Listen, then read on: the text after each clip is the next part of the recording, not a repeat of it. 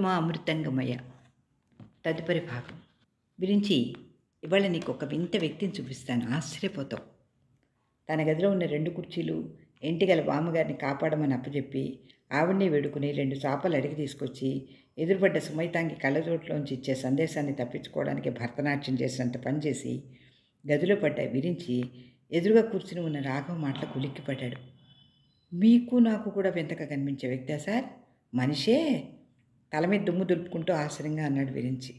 ఆకాశం అప్పుడప్పుడే చల్లబడదామని ప్రయత్నిస్తోంది. అరవమామి వాళ్ళ ఇంట్లో సందె ముగ్గు వేస్తున్నారు. దాహం తీరిన నేలలో ఏదో మాదకత. ఎవరు సార్ ఇంతకీ?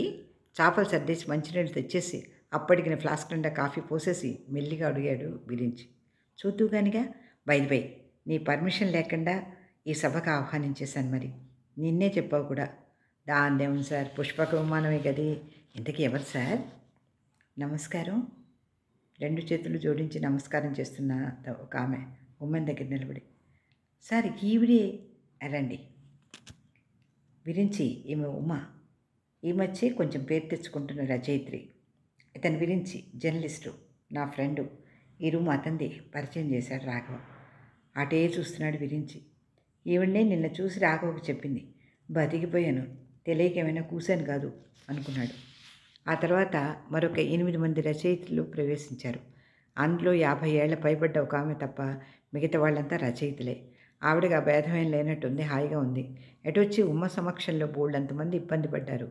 ఏమాత్రం ఇబ్బంది ఉన్నా బయటకు చూపెట్టకుండా హాయిగా ఉన్నట్లుంది ఉమ్మ. బాలే పిల్ల అనుకున్నాడు విరించి. ఏవో గేయాలు, మాటలు, గాయాలు, మధ్య మధ్య రాజకీయ పార్టీ గోలలు, టీలు, కేకలు, ఒక కుర్ర రచయిత కవితగాను. అది చాలా బాగున్న ఆ విషయం చెప్పేవారు లేరు. నేటి స్త్రీ పట్ల పురుషుల దురహంకారం అనే టాపిక్ మీద 2 పేజీలు చదివారు ఆ పెద్ద వయసు రచయిత్రి. అక్కడున్న మిగతా పురుషులంతా నోరు మెదపకుండా విన్నారు. ఆ ఫార్స్ అంతా ఇంత కళతో చూస్తూ కూర్చున్న ఉమ ఒక్క మాట మాట్లాడలేదు. ఇప్పుడు ఏమిటి అసలు అని ఆలోచించేస్తున్నాడు విరించి. మెల్లిగా అందరూ సెలవు తీసుకుని కదిలారు. మీరు చలంగారి జీవితం ఏదేదో సమీక్ష లాంటిది రాశారు. అందులో రమణ మహర్షితో వారి అనుబంధం వివరించడం అంత అవసరమా అన్నట్టు రాశారు. నాకేం నచ్చలేదు సార్ అది. సూటిగా రాఘవన్ చూస్తూ అన్నదామె. ఉలిక్కిపడ్డాడు విరించి. ఆశ్చర్యంగా ఆమెను చూశాడు. చెవులకు ఎవరు రాళ్ళు పెట్టుకున్నట్టుంది, మెరుస్తున్నాయి. గుండ్రటి పొట్టు, కాటు కళ్ళు, పెద్ద జుట్టు. ఒకవేళ ముక్కు పుడక పెట్టుకుంటే ఎందుకో బదిన గుర్తుకొచ్చింది అతనికి. రాఘవ మామూలు తెల్లబట్టల్లో అతి సాధారణంగా కనబడుతున్నాడు. కానీ దాని వెనకాల ఏదో కనపడిన కాంతి. ఇంటలెక్చువల్ అంటే ఇతనైనా? అతని చూపుల్లో అలరుంది. ఎందుకింత మోకరి ప్రపంచం అంటే ఇతనికి అర్థం కాలేదు విరించికి. అతను అర్థం చేసుకుందామని చాలాసార్లు ప్రయత్నాలు చేశాడు. కానీ ఒక పట్టాన కొరుకుపడ్డతను. మాట్లాడరే మళ్ళీ అడిగిందామె. ఏ తప్పంటారా? నవ్వుతూ అన్నాడు రాఘవ. తప్పు ఒప్పు సమస్య అక్షరాలకు కాదు, అవి స్వేచ్ఛా విహంగాలు. సర్వేశ్వరుడి రూపమే ఉంటే అక్షరాలు ఆయన అంతర్బాహిర రూపాలు. మరి చలం జీవితాంతం నమ్మిన ఒక గొప్ప తాత్విక దర్శనానికి, భగవాన్తో అనుభవాల పరంపరకు అసలు అస్తిత్వమే లేనట్లు మీరు ముఖ్యంగా రాయడం ఏమిటి సార్ అది? గదిలో ఒక క్షణం నిశ్శబ్దం మృదువుగా మోగింది. ఏమాత్రం డిసిప్లిన్ లేని బ్రహ్మచారి గదిలో ఈమె పాచిగోడ మీద వెన్నెల్లా ఉందనుకున్నాడు విరించి. రాఘవ చెప్పడం ప్రారంభించాడు. నాకు తెలిసిన చలం, నా తెలుగుదేశానికి తెలిసిన చలానికి మొదట్లో ఈ గందరగోళం అసలు లేదు. కానీ ఆ తర్వాత ఆయనలో ఈ అన్వేషణ ఒక మలుపుతో ప్రారంభమైంది. ఈ పాంచభౌతిక శరీరం, దానిలో శాశ్వతాత్మ వగైరా మెటాఫిజికల్ కబుర్లు చెప్పడానికి చలమే అక్కర్లేదు. చాలామంది ఉన్నారు. దేశాన్ని తన అద్భుతమైన భాషతోనూ తాత్కాలికమైనప్పటికీ సౌందర్యపూరిత భావంతోనూ కదిలించిన చలం ఇన్నేళ్లు రమణాశ్రమంలో ఉండి తనుగా ఏం కనిపెట్టాడు? ఏమిటి ఆయన కదిలించింది? కానీ విశ్వేశ్వరుణ్ణి మ్లేచ్చుడు ఒక రకంగా, శంకరులు ఒక రకంగా, సామాన్యుడు ఒక రకంగా చూశారు. విశ్వేశ్వరుడు ఒక్కడే చూసింది, ఆయనతో బతికింది చలం కాబట్టి చలం భగవాన్ని సమీక్షించి మనకేం మిగిల్చలేదే అని నా బాధ. మిగతా అందరిలో మతం మత్తుతో, తత్వమసితో మునిగిపోయిన మిగతా వారితో మాటలతో తన ఆలోచనలు రూపుదిద్దుకున్న ఆ ఈయన కన్నా తెలిసిన అనుభవాలతోనూ, ప్రతిరోజుకొక మార్పుతో ఎదుగుతున్న జ్ఞానంతోనూ దేశంలో ఒక వర్గం వారి రక్తంలో వెచ్చని ఆవిరి, గుండెల్లో గాడ్పులు తెచ్చిన చలం కావాలి నాకు. సూటిగా స్పష్టంగా చెప్తున్నాడు రాఘవ. గదిలో ఏదో నిశ్శబ్దం మళ్ళీ ఆవహించింది. విరించికి తెలిసి రాఘవ ఇన్ని మాటలు మాట్లాడడం ఇదే మొదటిసారి. అంటే మీరు భగవంతుడిని నమ్మరా? అడిగిందామె. పొడిగాడు జడ ముందేసుకుని మడిగాళ్ళ మీద కూర్చుని అడుగుతున్న అమ్మాయిని చూసి బాగోయ్ అనుకున్నాడు విరించి. అతని దృష్టిలో సాధారణంగా అలా ఉండే ఆడపిల్ల మీరు మీకు ఏ సినిమా హీరో అంటే ఇష్టం, మీ ఫేవరెట్ క్రికెటర్ ఎవరు అని అడగాలి మరి. కానీ ఈవిడ అలా లేదు. అసలు భగవంతుడు అంటే ఏమిటి? మీరు ఏర్పరచుకున్న ఈ భావాల రమ్య హర్మ్యాల నుంచి కొంచెం బయటపడితే ఆలోచించే అవకాశం ఉంటుందేమో అన్నాడు రాఘవ. పోనీ మీరు చెప్పండి అందామె. ఎక్కడున్నాడని ఈ భగవంతుడిని మీరంతా ఇంత పాపాల భైరవుని చేస్తున్నారు? అహం బ్రహ్మోస్మి అనే మాట నమ్మదలుచుకుంటే మరి అంతా భగవత్స్వరూపులే. మరి అసహ్యతంతా ఏమిటి? సర్వవ్యాపితత్వం, సనాతనత్వం కనబడుతూ కూడా కనబడినట్లు ఉండడం వగైరా ఊహలన్నీ భగవంతుడైతే ప్రస్తుతం విద్యుత్ శక్తి భగవంతుడు అవ్వాలి. ఈ గుణాలన్నీ దానికి ఉన్నాయి. మరి భగవంతుడి చుట్టూ ఏవో చీల్చలేని పొరలు కప్పి జనాన్ని భయపెట్టడం కన్నా నా దృష్టిలో భగవంతుడు ప్రతి గొప్ప కళలోనూ ఉన్నతాత్ముడైన వ్యక్తిలోనూ సౌందర్యపూరితమైన భావంలోనూ రూపుకట్టుకుని ఉంటాడు. ఐన్స్టైన్ క్వాంటమ్ థియరీ తర్వాత కూడా మనుషులు మా దేవుడు మీ దేవుడు అని నరకాల్ని సృష్టించుకుంటున్నారంటే ఈ మూఢత్వం నుంచి విడిపోవడం వాళ్ళకి ఇష్టమైనా లేకుండా ఉండాలి, లేదా సాహసమైనా లేకుండా ఉండాలి. విశ్వవ్యాప్తమైన దానిలో తన సజీవితని ప్రతిబింబ చేసుకుని తనలో సర్వప్రపంచాన్ని పునర్జీవింప చేసుకున్న ప్రతిభావంతమైన థియరీ ఉందని ఎవరికి తెలుసు? అవినే చదవండి. ఆ తర్వాత భగవంతుడి గురించి మాట్లాడండి. చిన్నపిల్లలకి హోంవర్క్ ఇచ్చినట్టు పుస్తకం మూసేసే టీచర్లా ఆపేశాడు రాఘవ. మరి ఇన్ని తెలిసిన మీరు ఇవన్నీ ఎందుకు చెప్పరండి అడిగింది ఆమె. ఎవరికి చెప్పమంటారు? వినేవాళ్ళు ఎవరు? ఎవరికి కావాలి అసలు?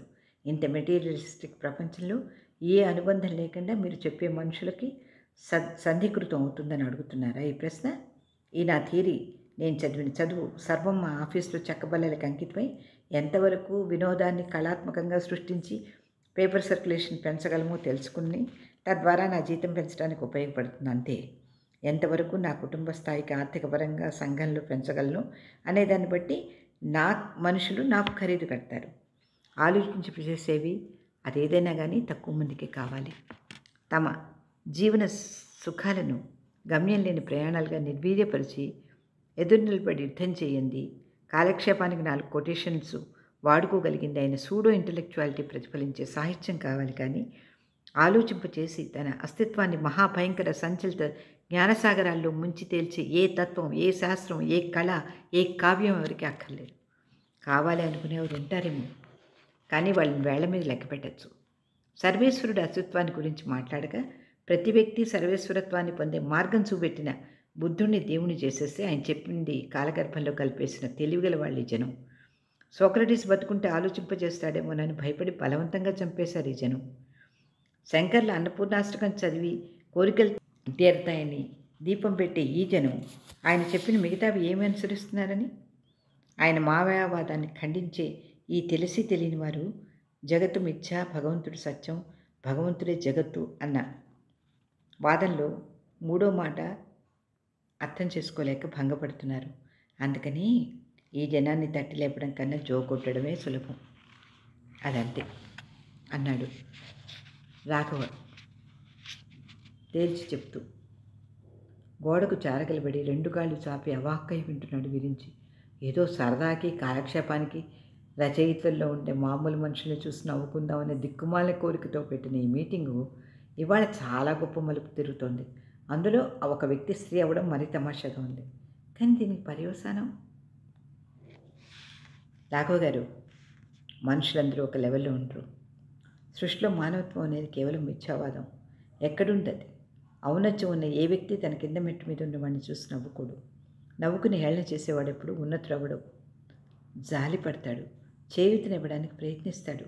జెన్ ఫిలాసఫీలు అణువు విచ్ఛేదం చేస్తే ఏర్పడే పరమాణువుల సముదాయం, వాటి మధ్య ఆకర్షణ వికర్షణల స్వరూపం, హిందూ మిథాలజీలో కాస్మిక్ ఎనర్జీకి ప్రతిపాదితమైన నటరాజ నృత్యం అని తెలిసి నటరాజన్ పూజ చేయక్కర్లేదండి. కేవలం ఏదో నమ్మకంతో ఆర్తితో ప్రారంభమయ్యే ప్రతి పని తర్వాత సత్యాన్వేషణకు దారి తీయచ్చుగా. అటువంటి వారితో మీబోటి మేధావర్గం చేయూతి ఇవ్వచ్చుగా. కంగుమంటోంది ఉమ్మకంఠం. ఆమె గొంతులో మృదుత్వంలో పద్దునుంది. 2 చేతులు కట్టుకుని ఆమె వెంకే చూస్తున్నాడు రాఘవ. ఏమిటిది? ఏం చెప్దామని ప్రయత్నిస్తోంది ఈవిడ. అతని ఆలోచన తరంగాలు ఆమెను తాకినట్టునే. సారీ, మిమ్మల్ని ఇంప్రెస్ చేద్దామని మాట్లాడలేను నేను. చాలాసార్లు మీ సమీక్షలు పుస్తకాలు చదివాను. మీరు చాలా గొప్పగా చదువుకున్నవారు. కానీ ఏదో సినిస్టంతో కొట్టుకుపోతున్నారనిపిస్తోంది. ఈ వాదన కూడా కరెక్ట్ కాదేమో. నేనే వేటినో కొన్ని సిద్ధాంతాల్ని హేతువాదాలకు అందని వాటిని నమ్మి ప్రపంచాన్ని తెరగా బోర్లా చూస్తున్నానేమో అని అనుమానం వస్తోంది. కొన్ని వందల పుస్తకాలు చదవడం కన్నా ఒక సజీవమైన వ్యక్తితో, నా సబ్జెక్ట్ అర్థమైన వ్యక్తితో వాదించి చాలా నేర్చుకోవాలనిపిస్తోంది. అందుకే మిమ్మల్ని వెతుక్కుంటూ వచ్చాను. మాట్లాడలేదు రాఘవ. గాల్లోంచి పక్కింటి అరవమై పోట్లాట వినిపిస్తోంది. దూరంగా ఎక్కడో రైలు కూత, కారు ఆగించప్పుడు. వీటన్నింటి మధ్య విరామ సంగీతంలో అప్పుడప్పుడు కోయిలు కూస్తోంది. కానీ ఇదంతా నేపథ్యమే. విరించి ఊపిరి ఆడడం లేదు. మహా సరదాగా ఉంది, కాస్త భయంగా కూడా ఉంది. వాతావరణం ఏదో తెలియని కొత్త కాంతితో ఎలక్ట్రిఫై అయిపోయిందనిపించింది. తెలియని తెగింపు వచ్చింది. ఉమ్మగారు, మీరేం చదువుకున్నారు అడిగారు విరించి. ప్రైవేట్గా ఎంఏ చేస్తున్నాను. Subject literature. మీరు రచయితలు కదా, వెంటనే తప్పుగా అర్థం చేసుకోకుండా నేను అడగచ్చా? అడగండి. మీకు పెళ్ళయిందా? ఎందుకు ఇప్పుడు ఈ ప్రశ్న అని అడగలేదు ఉమా. తలెత్తి సూటిగా అతని కళ్ళలోకి చూసింది. ఆ చూపులో ఏముందో తెలియదు కానీ రాఘవకు వెన్నుముక్కలో ఏదో తెలియని చల్లదనం. చేతులు ఏమన్నా ఉంటే విసిరేసి మొహం పగలగొడుతుందేమో పక్కకు తప్పుకోవాలనిపించింది విరించికి. వెంటనే ఒకసారి నవ్వేసి, లేదు, సరే వస్తాను, మరోసారి కలుసుకుందాం, నమస్తే. మెల్లిగా లేచి కుచ్చెళ్ళు సుతారంగా దిలుపుకుని వెళ్ళిపోయింది. గాల్లో ఆమె అందరి సవ్వడి వింటూ స్తబ్దులై కూర్చుండిపోయారు ఇద్దరు. ఉన్నట్టుండి ఒక్కసారి గట్టిగా నవ్వేశాడు రాఘవ. మన ఇద్దరం ఒక మహాప్రమాదం నుంచి తప్పించుకోవడానికి ప్రయోగించిన చాలా మామూలు ట్రిక్ అని తలుచుకుని నవ్వుకున్నాడు విరించి కూడా. సార్, ఇంతకీ ఆవిడ ఎవరన్నారు? ఏమో నాకు తెలీదు. ఇట్లాగే ఒక మీటింగ్లో పరిచయం అయింది. ఆవిడ నవల ఒకటి మన పత్రికలో వేశానులే. సార్, ఆ నవల్లో ఏముంది అసలు?